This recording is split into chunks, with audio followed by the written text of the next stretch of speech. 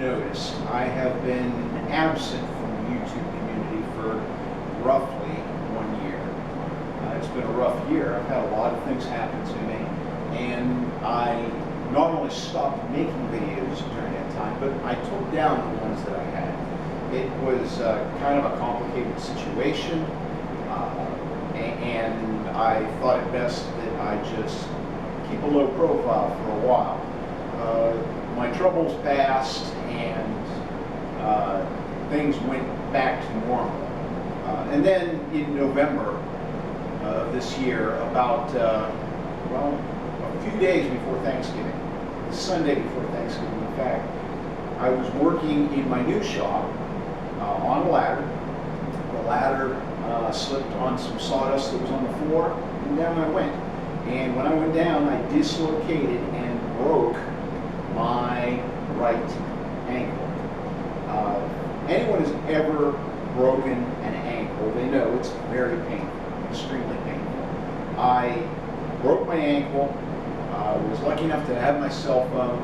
My shop is a little distance from my house, several blocks from my house here in town, and I had to call my wife, and she came and got me and helped me get into the car, and she took me to the hospital. And I spent the next 3 days in the hospital. I had surgery on my talus bone, so I actually have some hardware in my ankle. It's kind of appropriate. I have a building full of hardware, so why not have some hardware in my ankle too? And I was ordered no weight bearing for 12 weeks. Yeah, 12 weeks. 12 weeks, no weight bearing. So that was about 3 months before I was allowed to put any weight on my ankle. Some of you guys may have broken a leg and been like, oh geez, they only made me stay off of it for a week. I guess the talus fracture is very serious. The talus bone supports all the weight in the ankle and provides all the movement in the ankle and the foot. And so it took quite a bit of time before they were willing to let me put any of my weight onto that foot. So then I spent another 6 weeks in therapy, basically learning how to walk again. I'm finished with therapy, and it's still a little stiff, but I can walk on it, I can drive, I can do all the things, almost all the things that I did before that. So that's pretty good. Things are improving, and the things I can't do yet, my therapist assured me if I just keep working, walking around, and doing the things I like to do, in time, all the motion and all the supporting abilities and all the lifting abilities of my ankle will return. So I'm looking forward to that, and it's probably going to take me about a year to get back 100% of what I lost. So today, I figured, you know, let's just jump right back in. Let's make a video. I'm trying to find a name for my videos so that, you know, I have a name for the ones that aren't really about doing any work. Adam Booth has Saturday Night Special. Tom Lipton has Monday Night Meatloaf. You know, all these guys have their name for their show, and I want it to have a name. I'm working on a name. Right now, I'm leaning towards the Crazy Train. So here we are, all aboard the Crazy Train. And we'll see how that works out. I might cut that from this completely. I might come up with another name in editing. We'll have to wait and see. Right now, I want to call it the Crazy Train. Well, here we are in my 2.5 car garage that I built for myself about 15 years ago. And I'm beside one of my favorite machinist chests. This one is one of my favorites because it was probably one of the cheapest. I found this box at the swap meet, and it was covered with decals and grease and crap and full of tools, believe it or not. And I got the whole thing for 20 bucks. It was quite heavy to carry off, but it makes a very nice chest for me to keep mics and gauges and parallels and things in here in the shop. My wife has to answer the phone. She will answer the phone. If she does not answer the phone, we'll let the machine get it. I hate when the phone rings. It's never for anyone. It's always telemarketers. It's always, oh good, the phone's been answered. So anyway, this is my favorite box. Not because it belonged to somebody special, but because it was a bargain. 20 bucks. The door was a little bit bent up. It looked like it had fallen off of a truck. And it had a lot of stickers on it, but it's got a nice selection of drawers inside. And for $20, and even though a lot of the tools were cheap Chinese junk, it got some nice wrenches and screwdrivers out of this purchase. The box itself was well worth that $20, never mind the contents. Anyway, after peeling off all the previous owner's decals, I started adding my own collection. I got a Detroit decal because Detroit is home of the biggest car show on this side of the Mississippi, on the east side of the Mississippi, the Detroit Autorama. So Detroit, very, very prevalent on there. The rest of these are all magnetic with the exception of the old school zone drive carefully. And that is from, and that's from Contour.com. They make a lot of cool accessory steering wheels and shift knobs and stuff. None of them are low dollar. They're very high quality. But they've got this neat, I believe that was a Coca-Cola slow down school zone, and they adapted it for their logo. They adapted it to be their logo. Okay, we're going to add a few new stickers here. Saved this one for a while. I've had it since September of this past year, and this is the Friends of Coal decal. And I'm thinking, boy, it belongs on there in a prominent space. Now, why am I a friend of coal? Well, northeastern Ohio is fairly big coal country. A lot of coal mining was done, and some is still done here now. And from the Industrial Revolution on, coal has been a major source of energy. And I'm a friend of coal. Why am I a friend of coal? Because my father retired from a mining company. Even though he was trained as a machinist, after the mills closed, machining jobs were hard to find, and eventually he wound up working in a mining company and retired as an equipment operator out of the mines. I worked for a couple of summers while I was in college in the mines. Keep in mind they're open pit mines, so I was always able to see the sky, which is something not all miners can say that they get to do. So, and I'm very bothered by the fact that everyone has decided suddenly that coal is so dirty and so polluting, especially since all the power plants have such elaborate scrubbing systems that about all that is emitted is CO2 and water from the stack. There's no longer sulfur dioxide. There's no longer any problems with the vapor being dirty. It looks like clean white sea. For some reason, we're in a war on coal. I don't know what's going to happen in the war on coal, but I think coal is too important an energy source in this country to just stop using it suddenly, which is currently what the presidential administration wants us to do. We'll have to wait and see how this pans out. He's almost ready to move on, and I really can't say a lot bad about him. I mean, he's a politician. Sadly, none of them are any good. I don't care what party they're supported by. None of them are any good. So this isn't anti-Democrat rant. This isn't a pro-Republican rant. This is just no politician is trustworthy rant. And I'm going to get off my soapbox and we're going to apply that decal. Another decal I got is some time back, I sent a gift over to Adam Booth, and he was very nice and sent me 2 of his A-Bomb 79 logo decals with the micrometer. And I'm very excited to put one of these on the box. I'm not exactly sure where it's going to go, but it is going on the box. And I think I'm going to put the black one on because I think it'll stand out quite proudly on the red box. And then this one here is super cool and super cute. My future son-in-law is a graphic design artist major, graphic design art major at Kent State University, and he has done some work that has been published. He created this mascot character. And if you can't see it here, I'm going to zoom in on it so you can see him up close. But he's a black squirrel wearing an astronaut's space uniform.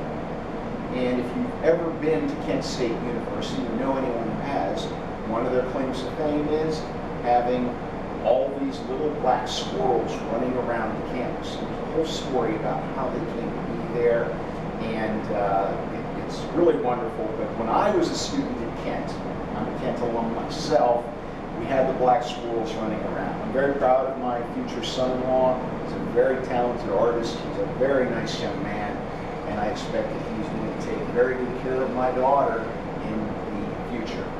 All right, guys, we're back, and I wanted to show you the new decals in the box. I got the A-Bomb 79 logo. I got to tell you what, that A-Bomb decal, it is a sharp decal, but man, it took some monkeying with picking at it with a knife to get it to come off of the backing paper and apply properly. But we got it. Cool heads prevailed. Got my friends of coal, and then I wanted to zoom in here and point out my son-in-law's decal. And gosh darn, isn't that little squirrel cool? He is just as cute as can be. Anyway, enough about the squirrel. Let's get on to some other important stuff around here. Another one of the things I mentioned is that I was building a new shop. That's how I broke my ankle. And the building has been standing for about 2 years now. And I've been picking away at it slowly, doing different things to it. And when I hurt myself, I was starting on the interior lining of the building. And unfortunately, we've only got almost one of the interior walls covered in oriented strand board, and not much more has been done with the building. I do want to take some time. I want to take you over there and I want to show you what I've been working on, what my new building looks like. Some of you folks who follow me know me locally, and that's really very cool. So, you know, this will be, for some of you, the first time ever seeing the interior of my building. And then, you know, you'll get to see some of the projects that are in waiting for me to do. There's a lot of plans I have for this shop. It is a much bigger building than I really thought I'd ever be able to have. No matter how big you build them, they're never big enough. And then in addition to that problem, I built it as big as I could on the lot. I was not permitted to build a building any bigger on the lot that I had. So consequently, the building's as big as I'm allowed to have, and I'm just going to have to make do. The 2.5 car garage here, I outgrew it. You start restoring cars, it takes a lot of space to restore cars. You have 2 spots to put cars.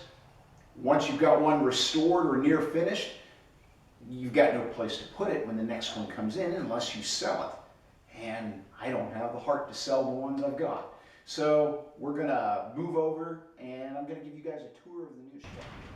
Well guys, welcome to my new shop. And we're just going to say this is an undisclosed location. Those of you guys who know me know where my shop is. It's not really a secret, but you know, I do want to keep internet creepers to a minimum. So we're going to not tell people where this is. And as you can see here, we got a large pole building, big open space.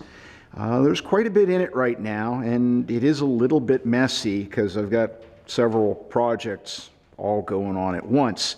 What all does this building entail? Well, it's a 40-foot deep by 50-foot wide building with roughly 13-foot high ceilings. I've got a lot of lighting in here. 2 by 4 fluorescent drop-in fixtures that are screwed to the ceiling, and it gives pretty good light in here. It's a nicely lit shop. Back area you can see I've got a Resner furnace hanging from the ceiling. I've got gas in here. I even have water and sewer. So it's, you know, it isn't going to be long, and it's going to have all the comforts of home. I have been working on some electrical. Everything's run in conduit. I am not a professional electrician, nor do I play one on television, but I did all this work myself, including the main service installation, which easily passed inspection. I'm going to tell you, that's unnerving, but the guy was very nice with me. The place I was having a problem with when I hurt myself, that panel there on the far right of this tall door, that little panel, if you look closely, you'll see that it's kind of pooching out a bit. It's missing a couple of screws. Why is it missing those 2 screws? Because I fell off the ladder and could not finish it. But I had done all this earlier that particular Sunday, getting the top of the wall closed in. Now, I'm sure some of you guys have noticed, hey, there's no insulation in the building. Why are you closing the walls in? Well, what I'm going to do is, since pole buildings are open up to the rafters, I'm going to close the walls in, and that'll offer some insulation. And then I'm going to do blown-in insulation from the attic above. So that's how this building is going to be insulated. So this up here, all this OSB you see, that's going to get caulked in at the seams and painted white. So it's a nice smooth surface that I can both use for light reflectiveness and also as a place to hang my vast collection of signs and garage art. The shop is, as I said, 40 feet deep, has 13-foot ceilings. I built this crane from secondhand materials almost exclusively. A buddy of mine had some salvaged I-beam, and I was able to do some work and trade with him, and I built this beautiful crane, and boy is that thing a workhorse. I've used it a bunch already, and it has turned out to probably be one of my best investments of time thus far in the shop. Down this wall here, and this is the north-facing wall, we're going to have the full machine shop. You see already I've got my vertical bandsaw in place. I've got my surface grinder here. I'm not sure if that's actually where it's going to live or not, but for now it's a good place to have it. Right here I've got a vertical chest freezer, and inside I have 2 incandescent light bulbs wired in series that I'm using to generate heat. And those bulbs, believe it or not, generate enough heat that they help keep my welding rods dry. So they'll force all the moisture out of my welding rods. I even have my little can of brazing flux in here, and a couple of spare light bulbs. But this little chest freezer here, and it has a little hole drilled in the top of it right here, that it allows the moisture to escape through. And this is a very cold day. That freezer is actually a little bit warm inside. It actually feels a little bit better standing in front of it today, on a day like today. Let's see. Let's look around here. What else are we going to have? Right here under the crane. That chest freezer, not going to be here. Right here under the crane, this will be occupied by my 20-inch American Toolworks lathe. And then the spot right here where you see the ladders and the pipe vise, that is going to be the spot occupied by my vertical 1924 Becker milling machine. And then this bench here is going to be my machinist bench, a place to keep my chests and all my hand tools and stuff, and also have a nice machinist's vise right here on the end. This one's kind of special. I had to do a lot of work to this.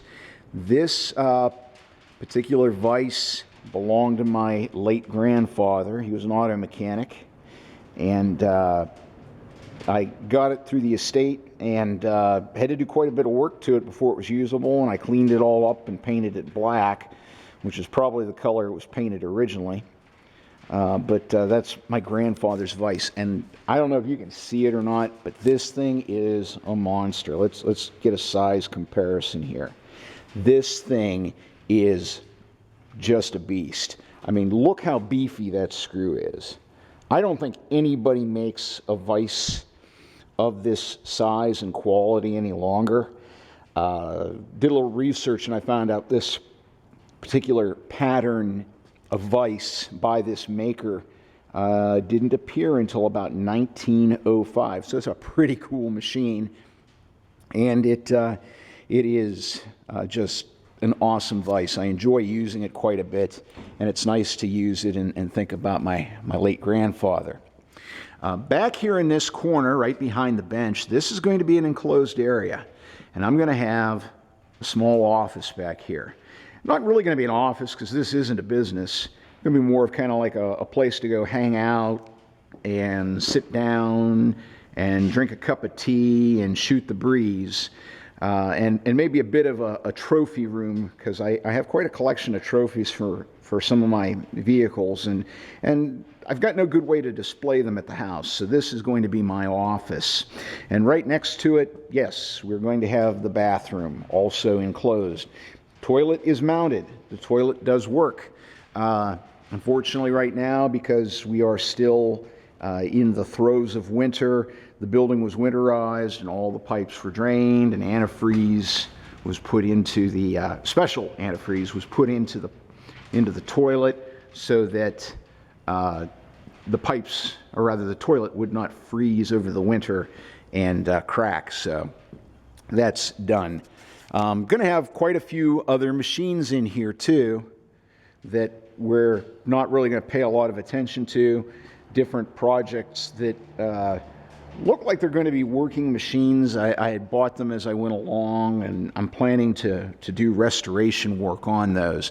So eventually we will get to those. I have here a hydraulic 2-post lift that I installed. And I got this second hand, and it's a honey. I'm planning to do a little paint work on it to make it look nicer. But boy, it is a workhorse. And right now I've got a 1977 Chevy Corvette on it that looks like a fairly rough car. But it's very solid and reasonably complete. And it had been in hibernation for about 20 years. A friend of mine brought it to me. I've gotten it running, and now I'm working on the brakes. And then I'll have to do some body work, remount the bumper ends, and this fender here was damaged in a collision, so I'm going to have to do some work on that fender to get it to where it doesn't flap in the breeze. So that is my hydraulic lift. Over here, got my welding and fab table, got some of my welding machinery back here in the corner. And this whole bay on the very end, the last bay, the fourth bay, is going to be occupied by a spray paint booth, so that I have a clean, controlled environment in which to paint cars and car parts. So that's my goal. We'll get into more details on that as I get going on the booth construction again. Kind of a neat thing. The booth's only going to be so high, so there'll be a little bit of space above the booth, and that'll be storage space. So I'll have a place to put boxes of parts when I take a car apart. And then the space above the office here is going to be fully enclosed, and it's going to be where my air compressor lives, and also where the hot water tank lives, so that I don't have to listen to that air compressor cycle on and off while I'm working throughout the day. So this is my shop. We'll be coming back here from time to time to do some other stuff. Hopefully we'll see a lot of projects develop out of this shop.